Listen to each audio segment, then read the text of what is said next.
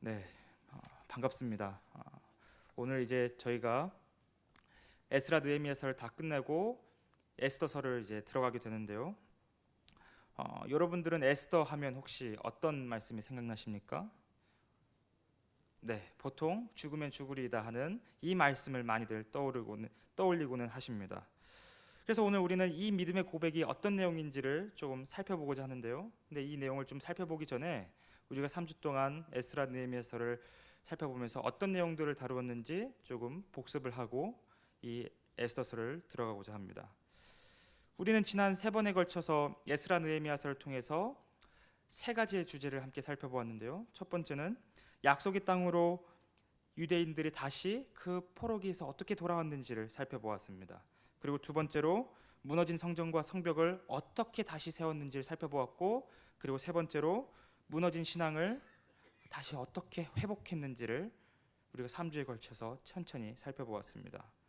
그리고 느헤미야서의 마지막 부분을 살펴보시면, 우리가 따로 다루진 않았지만 마지막 부분을 살펴보시면 느헤미야는 하나님께 기도를 드리는 장면으로 느헤미야서가 끝이 나는데요. 이때 느헤미가 무엇을 기도하냐면 자신에게 복을 주시고, 그리고 자신이 한 일들이 헛되게 되지 않게 해달라고 기도를 하며 느헤미야서가 끝이 납니다. 근데 이 기도가 어떤 의미이냐면, 느헤미야가 당시 하나님의 백성들을 개혁하고 신앙을 회복하면서 그 했던 모든 하나님의 일들이 헛되게 되지 않게 해주시고, 오직 하나님의 전적인 은혜와 붙드심을 통해서 이 포로기 공동체가 하나님의 뜻대로 살아갈 수 있게 해달라는 그런 기도였던 것입니다. 그러니까 느헤미야는 에스라 느헤미야서를 마무리하면서 어떤 기도를 한 것입니까? 바로 우리는 아무것도 할 수 없으니 오직 하나님의 은혜만이 필요하고, 오직 하나님의 전적인 붙드심만이 우리에게 필요합니다. 이것을 기도하며 마무리했었던 것입니다. 그렇다면 약속의 땅 안에 있는 사람들을 우리가 3주 동안 살펴보았다면, 약속의 땅 바깥에서 바벨론과 페르시아 제국에서 살아갔던 그 하나님의 백성들은 어떤 삶들을 살아가고 있었을까요? 우리는 이것을 살펴보기 위해 오늘 에스더서를 통해 이 부분을 조금 살펴보고자 합니다. 이 공동체 안에서도, 이 포로기 약속의 땅 바깥에서 살아가고 있는 이 포로기 공동체 안에서도 과연 하나님의 은혜가, 하나님의 전적인 붙드심이 있는지를 우리가 살펴보고자 합니다. 아마 여기 계신 대부분의 분들은 에스더의 이야기가 어떻게 진행되는지 아주 잘 알고 계실 겁니다. 굉장히 간단한 이야기이죠. 이야기의 시작은 페르시아의 수상궁에서부터 시작이 됩니다. 이 페르시아의 아하수에로 왕이 이제 잔치를 열기 시작하는데요. 이제 왕은 그 잔치에서 자신의 왕후를 자랑하기 위해서 왕후 보고 그 잔치에 나오라고 초대를 합니다. 그런데 왕후는 그 당시 페르시아의 관습과 법에 의해서 그 자리에 나아가는 것을 거절하고 맙니다. 그런데 이 왕후가 이 거절한 것 때문에 분노하면서 이 왕후를 어떻게 했죠? 폐위하고 말았습니다. 그리고 나서 이 아하수에로 왕은 새로운 왕후를 뽑기 위해 전국의 모든 처녀가 이 수상궁에 소집되도록 그런 공고를 내리는 것을 우리가 에스더서의 이야기를 통해서 볼 수가 있습니다. 그때 이제 우리의 이 에스더서의 주인공인 에스더는 이때 이 조서 때문에 이 수상궁에 들어가게 되고, 그리고 왕궁의 후녀로서 이렇게 선발되는 과정을 이제 우리가 이 에스더서의 2장을 통해서 볼 수가 있는데요. 우여곡절 끝에 결국 에스더는 왕후까지 되는 것을 우리가 볼 수가 있습니다. 이것이 우리가 알고 있는 에스더의 이야기입니다. 근데 우리는 이런 에스더의 이야기를 마치 동화 속의 공주가 된 것 같은 그런 이야기로 받아들이지는 않나 싶습니다. 그런데 이 에스더가 왕후가 되는 이 모든 과정은 사실 하나님의 백성들이 포로기라는 그 고난의 현실을 겪고 있는 아픔을 드러내는 그런 장면입니다. 왜냐하면 에스더 2장 14절과 15절을 살펴보시면 에스더가 왕후가 되는 그 과정을 통해 율법을 어기게 됩니다. 에스더는 어쩔 수 없이 결혼 전에 잠자리를 갖게 되고, 그리고 에스더는 어쩔 수 없이 이방인과 할례받지 않은 이방인과 결혼을 하게 됩니다. 에스더가 원해서 왕후가 된 것이 아니라 모든 것이 다 그 포로기의 그 나라의 권력에 의하여 모든 것들이 어쩔 수 없이 이루어지게 되었었던 것입니다. 즉 에스더가 왕후가 된 것은 당시 하나님의 백성들이 어떠한 비참한 현실 가운데 살아가고 있었고 어떠한 고난을 가지고 살았는지를 보여주고 있는 그런 하나의 장면인 것입니다.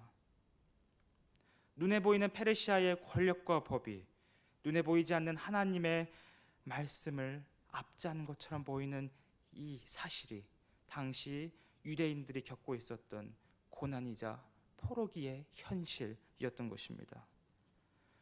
그런데 사랑하는 성도 여러분, 이 포로기를 살아가는 유대인들과 오늘날을 살아가는 우리의 모습과 별 다를 것이 없어 보입니다. 우리는 에스더와 같이 이 세상을 살아가는 하나님의 백성들입니다. 하지만 당장 우리 눈앞에 하나님의 말씀이 무시되는 것 같고 하나님의 말씀이 억압되는 것 같고 당장 이 세상은 이 세상의 가치와 권위를 가지고 살아가라고 우리에게 명령하고 있지는 않습니까?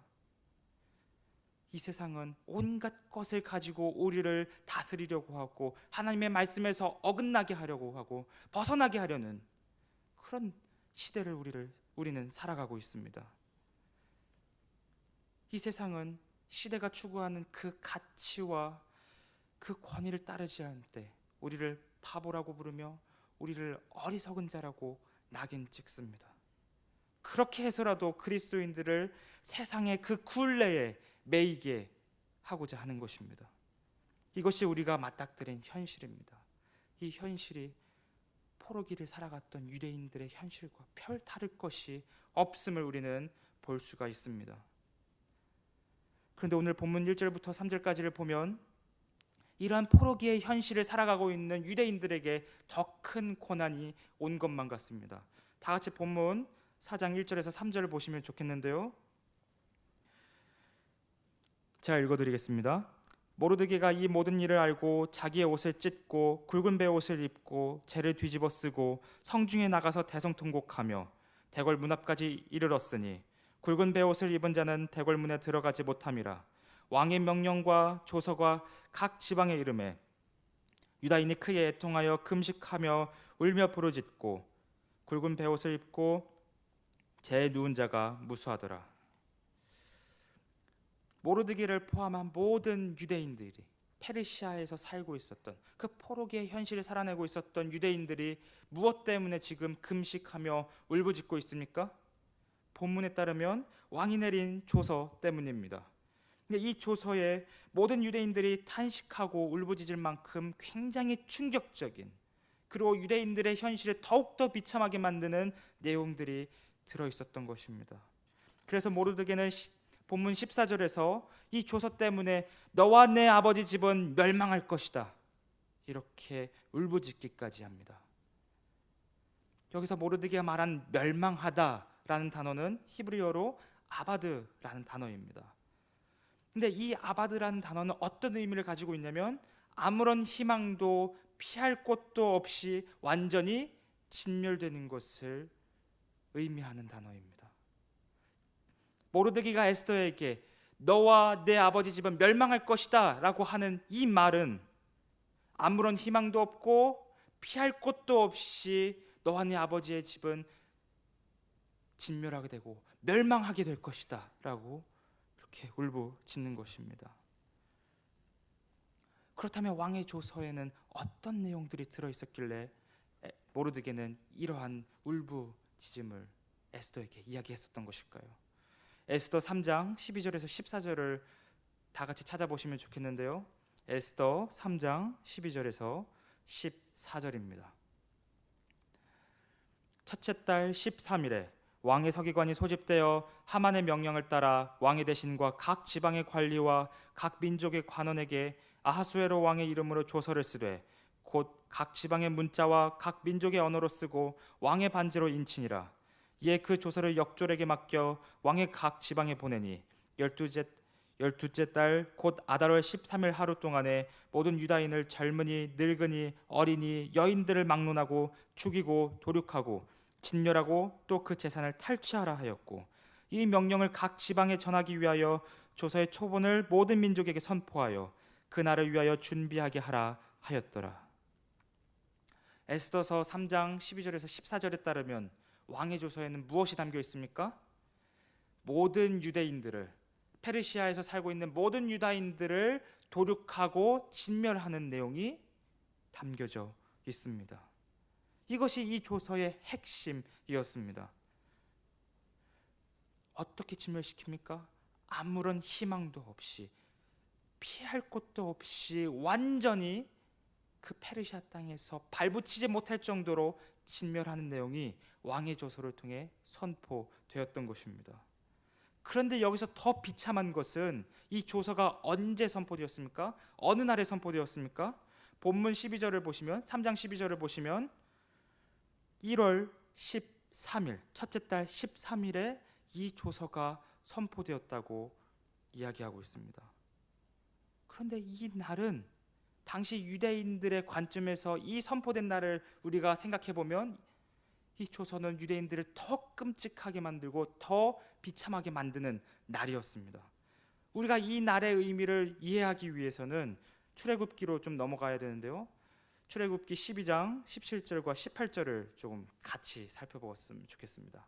출애굽기 12장 17절과 18절 말씀입니다. 출애굽기 12장 17절에서 18절 말씀입니다.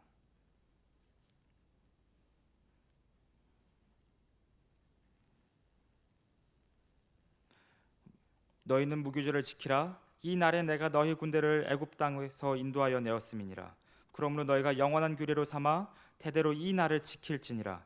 첫째 달 그 달 열 나흔 날 저녁부터 21일 저녁까지 너희는 무교병을 먹을 것이요. 이 출애굽기 12장에서 1월 13일은 어떤 날입니까? 네, 무교절 전날입니다. 그러니까 하나님께서 이스라엘을 이집트에서 구원하신 날 전날이 1월 13일인 것입니다. 1월 14일은 무교절이자 곧 유월절입니다. 하나님께서 이스라엘을 구원하신 것을 기념하는 그 날입니다. 그런데 그 전날에 어떤 일이 일어나는 겁니까? 유대인을 진멸하라는, 멸망시키라는, 아무런 희망과 소망을 다 빼앗아가라는 그 조서가 선포되었던 것입니다. 유월절 전날에 이 소식을 들은 유대인들은 어떤 생각을 가지고 있었을까요? 어떤 생각이 들었을까요? 굉장히 비참한 생각이 들었을 것입니다. 하나님은 도대체 어디에 계신가? 왜 우리를 아직도 이 포로기의 현실 가운데서 구원하시지 않는가? 유대인들은 이런 생각들을 했을 것입니다. 많은 유대인들은 그 포로지에서, 페르시아 땅에서 제2의 출애굽 사건을 기대하고 소망했습니다. 하나님께서 자신들의 조상들을 이집트에서 구원하셨듯이 자신들을 바벨론과 페르시아에서 완전히 구원시키실 것을 고대하고 소망했습니다. 이스라엘의 나라가 회복될 것을 소망했습니다. 분명히 하나님께서는 이사야 선지자와 에스겔 선지자와 예레미야 선지자를 통해 그들이 다시 회복될 것을 약속하셨습니다. 마른 뼈가 되살아나실 것을 약속하셨습니다. 그런데 유대인들의 그 당장 눈앞에 닥친 현실은 하나님의 약속은커녕 오히려 소망조차 없는 절망의 상황 가운데 놓이게 된 것입니다. 이런 절망 상황 가운데 하나님은 도대체 뭘 하고 계십니까? 무엇을 하고 계십니까? 그 약속은 언제 성취하시고 언제 이루시는 것입니까? 왜 우리들을 포로로 보내셔서 아직까지 이렇게 비참하게 만드시는 걸까요? 유대인들은 이런 생각을 가지고 있었다는 것입니다. 이런 질문과 고통에 찬 감정이 바로 모르드게와 유대인들이 본문 1절에서 3절에서 울부짖으며 금식했었던 이유였던 것입니다. 그런데 사랑하는 성도 여러분, 오늘날을 살아가는 우리 또한 이러한 질문을 얼마든지 하나님께 할 수 있지 않습니까? 우리 또한 이해할 수 없는 고난이 찾아왔을 때, 하나님께서 도대체 나에게 약속하신 것은 왜 이루시지 않으며, 왜 고난 가운데 내버려 두시며, 왜 절망 가운데 내버려 두시는가? 우리는 이러한 경험들을 하면서 하나님께 수많은 질문들을 하기도 합니다. 이러한 질문이 결코 이상한 것이 아닙니다. 성경에서도 기록되었듯이 우리도 할 수 있는 그런 질문인 것입니다. 우리가 이런 질문을 던질 때마다 하나님께서는 마치 먹구름 뒤에 숨어버리신 것만 같습니다. 그래서 나 혼자 덩그러니 남아진 것만 같습니다. 하나님께서 나와 함께 동행하셨음을 고백했고 경험했지만 이 고난의 상황 가운데 왔을 때 하나님은 온데간데 없어지신 것 같고 먹구름 뒤에 숨으신 것만 같고 나 혼자 덩그러니 남아져 있는 것만 같습니다.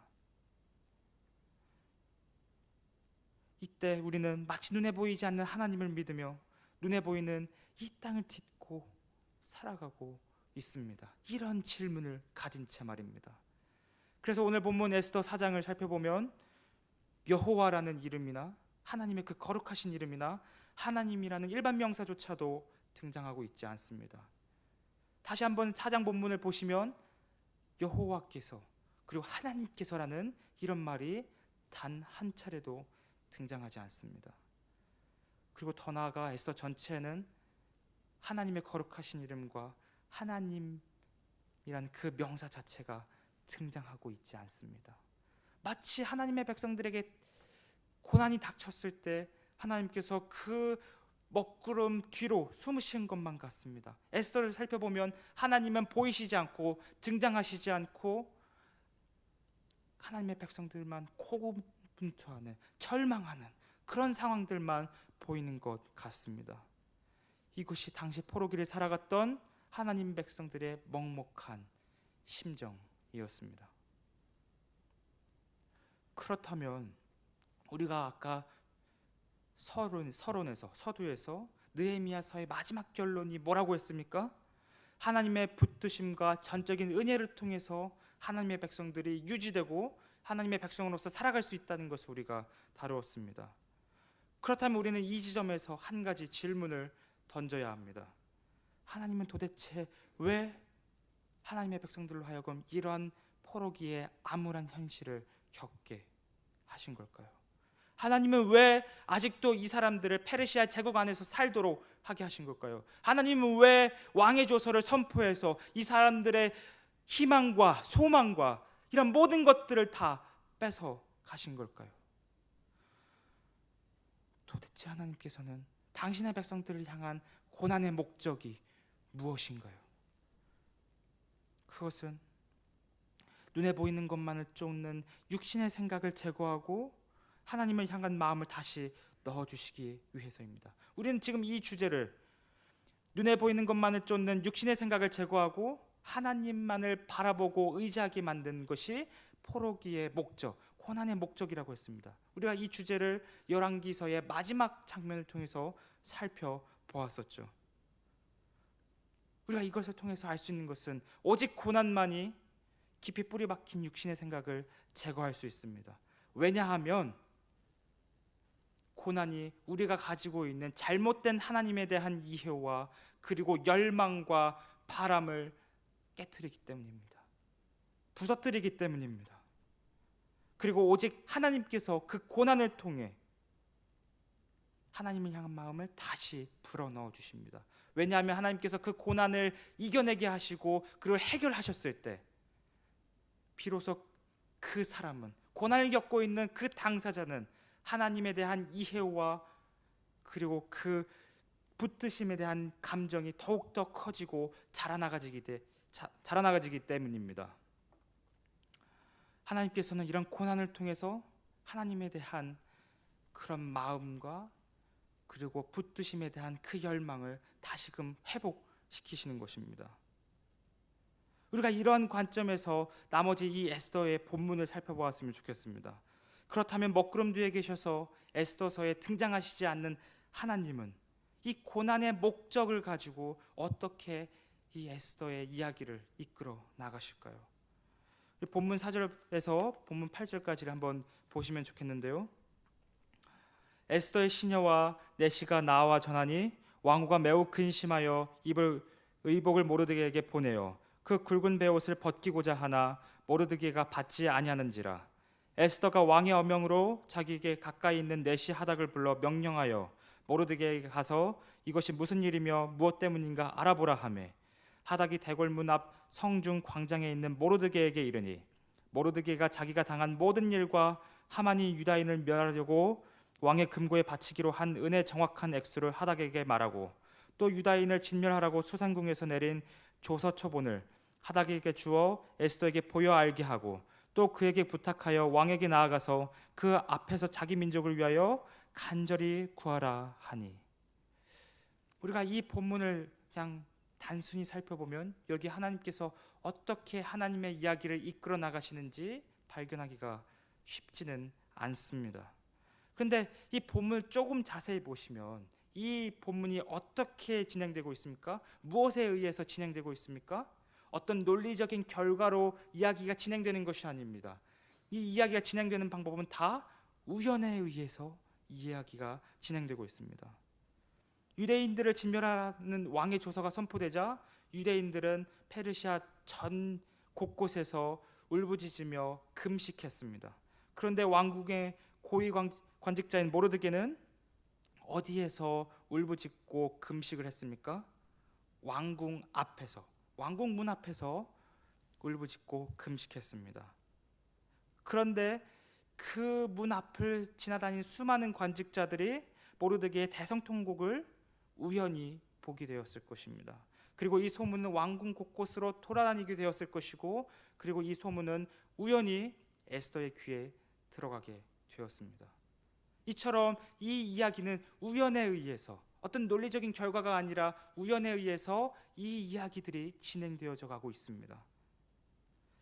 이러한 연속된 우연에 의해 왕의 조서 내용을 전혀 알지 못했던 에스더가 그 조서의 내용을 알게 되었고, 그리고 모르드게는 에스더와 드디어 연락을 할 수 있게 되었습니다. 그러니까 지금 모르드게와 에스더는 자신들이 생각지도 못한 일들이 우연에 의해서 지금 일어나고 있는 것을 우리가 이 본문을 통해서 알 수가 있는 것입니다. 이런 연속된 우연을 통해 이제 한 줄기의 소망의 빛이 열어지게 되었습니다. 사랑하는 성도 여러분, 이러한 연속된 우연을 우리는 뭐라고 부릅니까? 필연이라고 합니다. 연속된 우연은 반드시 일어나야 하는 그런 필연이라고 우리는 말합니다. 근데 이것을 조금 더 성경적인 용어로 말하자면 우리는 이것을 하나님의 섭리라고 부릅니다. 그러니까 지금 이 에스더서의 이야기는 어떻게 지금 진행되고 있는 것입니까? 하나님께서는 먹구름 뒤에 가려져 있는 것 같고 숨어 계신 것만 같지만 하나님께서 하나님의 섭리의 손길을 통해서 이 모든 이야기들을 이끌어가고 계시다는 것입니다.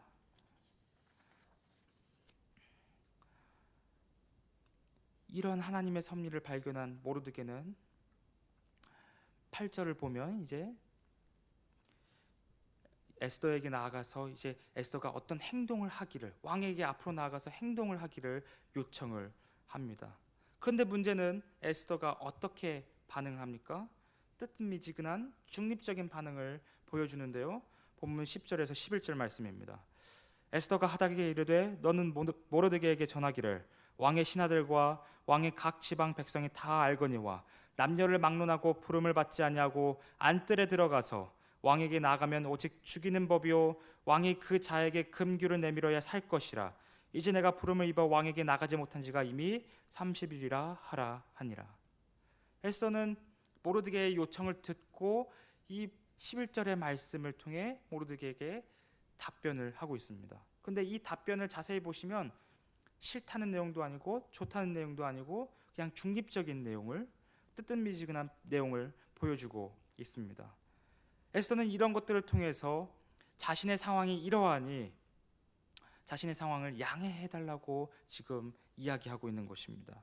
왜냐하면 부름을 받지 않고 왕에게 나아가는 자는 그 당시 페르시아법에 의하면 죽임을 당했었기 때문입니다. 심지어 에스더는 왕에게 나아가지 못한 지 30일이나 지났습니다. 우리는 이 장면이 사실 참 의아하게 느껴지실 것입니다. 아니, 남편과 아내가 서로 만나겠다는데 왜 죽이고 살리겠다는 그런 내용들이 나타나는가에 대한 그런 의문이 있을 수 있습니다. 그런데 당시 아하수에로 왕은 그리스 전쟁에서 크게 패한 그때였습니다. 그리스 전쟁에서 패하고 그리고 그 왕이 더 이상 이제 정사를 돌보지 않게 되었습니다. 모든 통치를 다 물건 다 뒤로 하고 여자에 빠져 살았던 때가 바로 이때였습니다. 그렇기 때문에 에스더는 아하수에로 왕을 30일이나 만나지 못했었던 그런 상황이었습니다. 30일이나 만나지 못했다는 것은 어떻게 보면 아하수에로 왕이 더 이상 에스더를 그 마음에 품지 아니하고 에스더에게 관심을 갖지 않던 그런 하나의 징조일 수 있었기 때문입니다. 그러므로 에스더에게 왕 앞에 나아가는 것은 이런 위험을 감수하고 나아가는 것이었습니다. 목숨을 걸 수밖에 없었던 그런 상황이었던 것입니다. 에스더는 이런 말을 통해 모르드게에게 양해를 구했습니다. 그러자 모르드게는 매우 단호한 입장을 보이며 에스더를 설득하는데요. 본문 13절에서 14절 말씀입니다. 모르드게가 그를 시켜 에스더에게 회답하되 너는 왕궁에 있으니 모든 유다인 중에 홀로 목숨을 건지리라 생각하지 말라. 이때 네가 만일 잠잠하여 말이 없으면 유다인은 다른 데로 말미암아 노임과 구원을 얻으려니와 너와 내 아버지 집은 멸망하리라. 내가 왕후의 자리를 얻은 것이 이때를 위함이 아닌지 누가 알겠느냐 하니. 모르드게는 에스더의 상황을 분명히 이해하고 있었습니다. 하지만 하나님의 섭리하심을 발견한 모르드게는 세 가지 논증을 통해 그녀가 위험을 감수하고 왕에게 나아갈 것을 요구합니다. 특히 우리가 이 모르드게의 논증에서 주목해야 할 표현은 본문 14절에 유다인은 다른 데로 말미암아 노임과 구원을 얻으려니와 라는 표현입니다. 여기서 다른 데로라는 이 말은 랍비 히브리어에 의하면, 랍비들이 사용하는 히브리어에 의하면 하나님을 지칭하는 우회적인 표현인 것입니다. 그러니까 에스더서 전체는 하나님이 등장하시지 않지만 이 다른 데로라는 말을 통해서 하나님께서 모르드게의 입을 통해서 등장하신 것입니다. 즉 모르드게가 에스더는 움직이지 않더라도, 에스더가 자신의 그런 역할을 감당하지 않더라도 하나님께서 당신의 백성들을 기억하시고 구원하실 것이라는 그런 고백을 논증을 통해 에스더에게 이야기했었던 것입니다. 모르드게에는 하나님께서 우리를 구원하실 것이라는 믿음이 있었습니다. 이런 믿음은 하나님에 대한 섭리의 고백으로 나아가게 되는데요. 에스더가 왕후가 된 것은 바로 하나님의 보이지 않는 손길, 섭리였다는 것을 에스더에게 논증합니다. 우리는 이러한 설득을 통해 포로기라는 고난 속에서 여전히 하나님을 신뢰하고 의지하는 믿음을 보게 됩니다. 고난 가운데 있는, 그러나 그 가운데서 꽃을 피운 하나님을 향한 믿음을 보게 되는 것입니다. 그런데 이것이 사실 하나님께서 바라셨던 고난의 목적입니다. 고난 가운데서 꽃을 피우는, 믿음의 꽃을 피우는 것, 이것이 하나님께서 고난을 허락하셨던, 허용하셨던 진정한 이유였던 것입니다. 눈에 보이는 것만을 의지하는 것이 아니라, 세상의 것을 의지하는 것이 아니라 오직 하나님만 바라보고 하나님만 의지하고 그리고 믿음으로 담대히 나아가는 것을 하나님께서는 이 고난을 통해서 바라셨던 것입니다. 하나님 향한 믿음의 근거한 모르드게의 설득은 에스더의 마음을 움직이기에 충분한 그런 설득이고 논증이었습니다. 그래서 에스더는 모르드게의 이 말을 듣자 이렇게 답하는데요. 본문 15절에서 16절 말씀입니다. 에스더가 모르드게에게 회답하여 이르되 당신은 가서 수산에 있는 유다인을 다 모으고 나를 위하여 금식하되 밤낮 3일을 먹지도 말고 마시지도 마소서. 나도 나의 시녀와 더불어 이렇게 금식한 후에 규례를 어기고 왕에게 나아가리니 죽으면 죽으리이다 하니라. 에스더는 주저없이 모르드게의 믿음으로의 요청을 받아들입니다. 모르드게가 믿음으로 하나님을 향한 고백과 그리고 선미를 고백했을 때 에스더 또한 그 고백을 받아들이고 믿음으로 결단하는 장면을 우리가 볼 수가 있는 것입니다.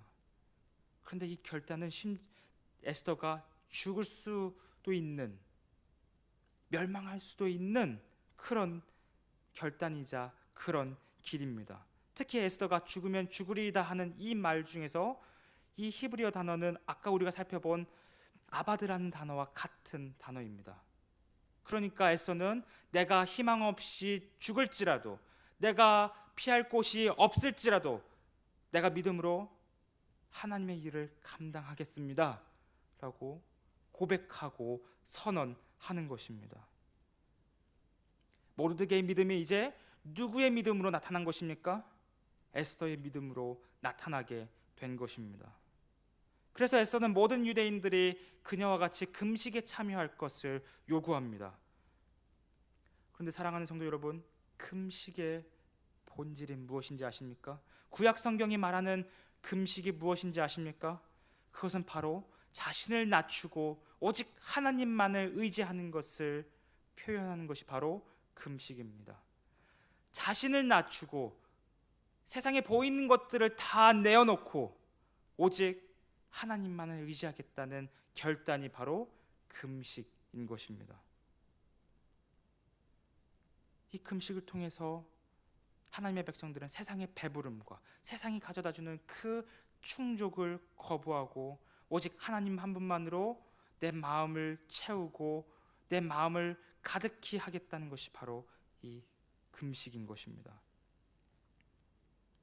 에스더는 금식을 통해 모든 것을 하나님께 내려놓고 그리고 하나님만을 의지하기 시작했습니다. 그리고 나서 에스더는 무엇을 요청했습니까? 모든 유대인들이 이 금식에 참여할 것을 요청했습니다. 모든 유대인들이 에스더와 같이 하나님 앞에 낮아지고 하나님만을 의지하기를 요청한 것입니다. 이를 통해 모든 하나님의 백성들이, 모르드게와 에스더와 그리고 하나님의 모든 백성들이 이 금식을 통해 믿음으로 함께 묶여지게 된 것입니다. 이러한 모든 일들이, 고난 가운데 벌어진 이 모든 상황들이 하나님께서 고난을 통해서 하시고자 하셨던 내용들이었던 것입니다. 하나님께서는 이 고난을 통해 하나님의 백성들이 믿음으로 자라나가고 믿음으로 살아가기를 바라셨던 것입니다.